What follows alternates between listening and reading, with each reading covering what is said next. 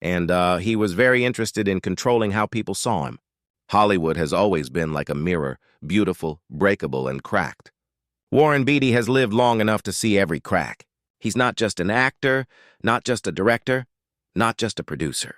He is a legend who stood in the middle of the storm, deciding who got to be in his world and who didn't. Very hard in a movie for a while. You end up not having any idea what you've said. From Bonnie and Clyde to Reds, Shampoo to Bugsy, Beatty built movie worlds using charm and control. But the stories that stick around are not just about who he loved working with. They are about who messed up the flow, who tested the patience of a man who demanded perfection, loyalty, and being present. He was called charming, impossible, brilliant, sneaky, and the truth is he remembered. He remembered the actors who made movie sets unbearable, who left darkness instead of light. He liked hundreds of people, but a few he carried like old wounds. Here are 6 actors Warren Beatty admitted or quietly hinted he hated the most, and why those names still matter in Hollywood's story. Number 1, Dustin Hoffman. Warren Beatty and Dustin Hoffman shared the screen in Ishtar, a movie whose messy making became Hollywood legend. What was supposed to be a bold, funny experiment collapsed under tension, delays, and clashing big egos.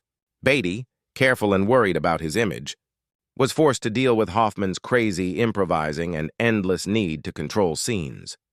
People on the inside whispered that what destroyed Ishtar was not just the desert heat. It was the Cold War between its 2 stars.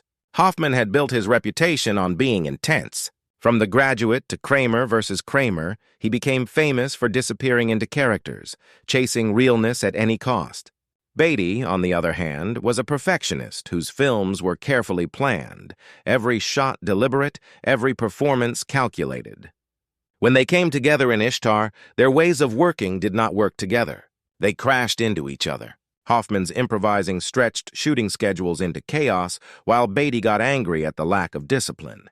Crew members later described the set as a battlefield of wills. Beatty, also working as producer, would stop takes to reset the rhythm, only for Hoffman to throw in unexpected lines or movements. The result was tension disguised as comedy. Beatty once said privately that Hoffman was a brilliant actor who never knew when to stop acting. That brilliance in his eyes was both a gift and a curse. The pressure only got worse as Ishtar's budget grew huge. Every fight pushed the film deeper into being infamous. Critics destroyed the movie, calling it one of Hollywood's great disasters. Beatty believed the story behind the scenes was even worse. For him, the real failure was not the film. It was the trust lost between co-stars. Hoffman loved taking risks. Beatty loved being in control. Together, they created friction that burned everything around them. Ishtar was supposed to be an adventure comedy about 2 men lost in the desert. Instead, it became a story about ego, rhythm, and ruin. For Warren Beatty, Dustin Hoffman was not just a co-star who failed him. He was a reminder that chaos, once invited onto a set, can swallow even the biggest dreams whole. Number 2, Robert Evans. Beatty did not just fight with actors. Sometimes his biggest clashes came with producers who thought they were stars. Robert Evans, the flashy studio boss turned film personality, represented everything Beatty didn't trust. Showing off without holding back, spectacle without skill. Their fights were not just about deals or scripts. They were about power. And Beatty never forgave arrogance when it threatened his vision. Evans was larger than life. As head of Paramount in the late 1960s and 70s, he oversaw films like The Godfather, Chinatown, and Love Story. He loved the spotlight, giving interviews that turned his own career into a performance. Beatty, who valued precision and secrecy, found Evans's self-promotion unbearable. Where Beatty built mystery, Evans sold mythology, his own. Their paths crashed most dramatically when Beatty tried to guide his projects through the studio system. Evans was known for sticking himself into creative decisions, insisting that his instincts were as important as any director's. Beatty, who fought tooth and nail for control of Reds and Heaven Can Wait, got angry at the interference. Friends remembered Beatty complaining that Evans treated filmmakers like props in his ongoing drama. Robert was always trying out for a part, Beatty once joked privately. The tension between them showed a philosophical divide. Beatty believed cinema was fragile, something built in silence, rehearsal, and trust. Evans believed cinema was power wielded with charm and loudness. On a film set, those two visions could not exist together. Even after Evans left Paramount, their coldness stayed. Beatty remained suspicious of producers who tried to outshine the films themselves, a warning sign he traced back to Evans's shadow. In industry circles, he often avoided Evans's name, letting silence say what words could not. Robert Evans loved making myths. Warren Beatty loved control. Together, they represented two sides of Hollywood, one chasing attention, the other chasing perfection. And in Beatty's world, attention without skill was the one sin that could never be forgiven. Number 3, Julie Christie. For years, Warren Beatty and Julie Christie were Hollywood's golden couple. On screen and off, but love turned to friction, and friction turned to silence. On sets like Shampoo and Heaven Can Wait, Christie's independence and defiance often crashed with Beatty's need for control. Their split was personal, but the echoes stayed professionally. To Beatty, Christie became the actor he could never fully direct because she refused to be directed by him. Christie was no ordinary star. By the late 1960s, she was already an icon, her performances in Darling and Dr. Zhivago cementing her reputation as one of the most magnetic presences in cinema. She entered Beatty's world at the height of his power, and together they were the picture of glamour and rebellion. Yet their relationship, both romantic and professional, was marked by fights. On Shampoo, the chemistry between them was undeniable, but so were the clashes. Christie fought against Beatty's instinct to shape performances around his vision. She was fiercely independent, more interested in truth than polish. Beatty, who built his films with near-architectural precision, found her resistance both frustrating and fascinating. Colleagues remembered him saying, half admiring and half resentful, that Julie was the only actor who never let me win an argument. By Heaven Can Wait, their relationship was falling apart, and the professional one followed. Christie's refusal to play the submissive co-star clashed with Beatty's double role as director and star.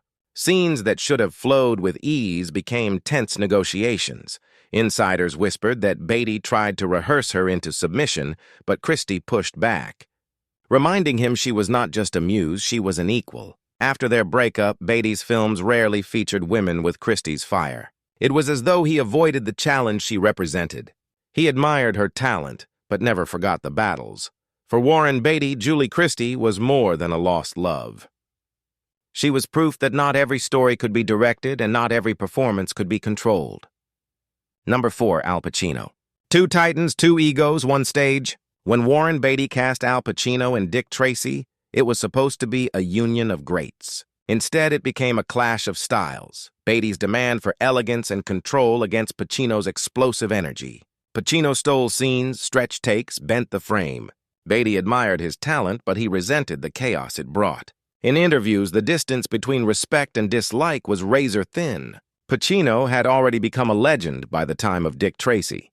From The Godfather to Scarface, he embodied raw intensity, delivering performances that burned through the screen. Beatty, meanwhile, was steering Dick Tracy as both director and star, determined to create a stylized comic book world painted in precise primary colors. The problem was that Pacino's instincts refused to stay within the lines. On set, Pacino improvised constantly, pushing his character, Big Boy Caprice, into exaggerated physicality, wild gestures, and roaring speeches. Beatty, who rehearsed dialogue until it landed with surgical rhythm, struggled to control him. One crew member later recalled that Beatty wanted discipline, and Al gave him dynamite instead. The performances crackled on screen, but the tension behind the camera was harder to contain. Critics eventually singled out Pacino's performance as the film's highlight, even awarding him praise for scene-stealing energy. For Beatty, that praise came with a sting. He had envisioned Dick Tracy as his passion project, a carefully painted canvas. Pacino turned it into a spectacle, one that threatened to overshadow its architect. Beatty never denied Pacino's brilliance. He respected the craft but didn't trust the chaos. Their partnership showed how two geniuses left in the same frame could cancel each other out. Pacino's fire may have elevated the role, but it also burned the harmony Beatty demanded. For Warren Beatty, Working with Al Pacino was a reminder that some storms can be admired only from a distance because up close, they consume everything. Number 5, Madonna. In Dick Tracy, Warren Beatty did not just direct Madonna, he dated her. The combination was explosive. On set, she tested limits with improvisation and flashiness. Off-set, their romance became tabloid food that threatened to overshadow the film itself. Beatty, who hated losing control of the story, grew resentful. What was once a tract